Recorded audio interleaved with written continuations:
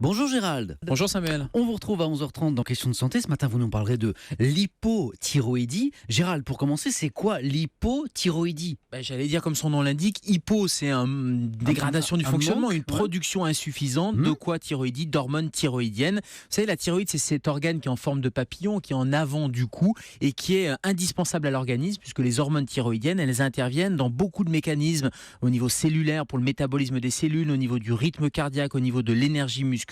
Et cette hypothyroïdie, en France, elle touche beaucoup de monde, plutôt les femmes, 3,3% de la population et simplement 2% des hommes. Donc c'est plutôt vous, mesdames, qui êtes touchées par l'hypothyroïdie. Et comment on la détecte, cette hypothyroïdie? Alors déjà, on peut s'en douter, on s'en doute sur des symptômes, la fatigue, une faiblesse, une peau qui est un peu sèche, des cheveux cassants, cette frilosité. Alors ça peut être l'hiver, bien sûr, les températures, mais ça peut être aussi ce ralentissement lié à une baisse des hormones thyroïdiennes. Et puis après, on va confirmer le diagnostic et il y a un seul dosage à faire.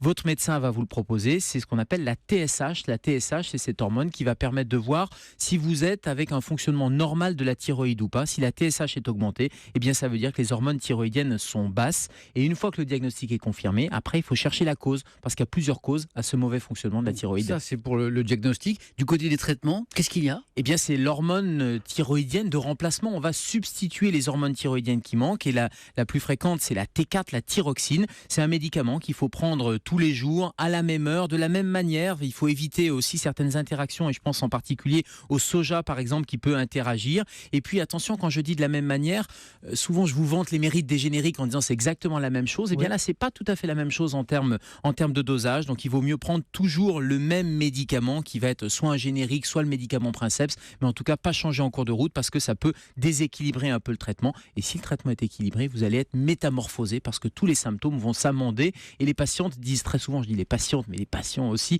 vont se retrouver vraiment métamorphosés en disant ça a changé ma vie ces hormones thyroïdiennes.